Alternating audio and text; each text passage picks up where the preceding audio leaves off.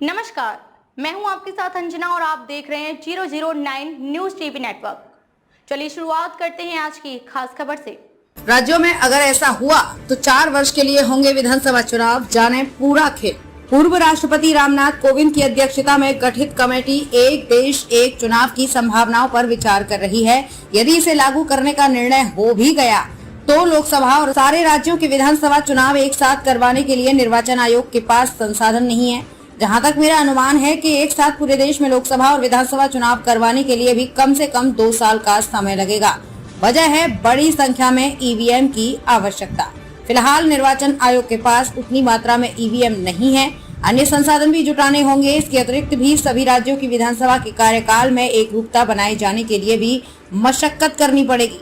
चुनाव आयोग ने स्पष्ट सुझाव दिया है कि यदि किसी राज्य का विधानसभा चुनाव 1-1.5 साल पहले हुआ है तो उसका कार्यकाल बढ़ाकर अगले चुनाव में एक साथ किया जा सकता है, और जिनके विधानसभा चुनाव में 1-1.5 साल ही बाकी है तो उनका कार्यकाल घटाकर लोकसभा चुनाव के साथ ही करा सकते हैं। ऐसे ही संवैधानिक मामलों में यदि कोई राज्य सरकार भंग कर दी जाती है तो उस पर भी बहुत स्पष्ट सुझाव दिए गए हैं। ऐसे मामलों में कहा गया है कि यदि किसी राज्य सरकार ने 3-3.5 साल का कार्यकाल पूरा कर लिया और उसे भंग कर दिया जाए तो शेष कार्यकाल के लिए सर्वदलीय सरकार गठित होनी चाहिए।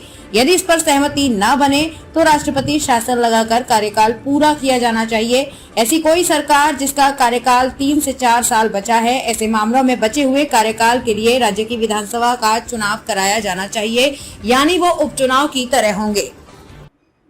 खबरों में अब तक के लिए बस इतना ही। फिर होगी आपसे मुलाकात कुछ ऐसी ही खास खबर के साथ।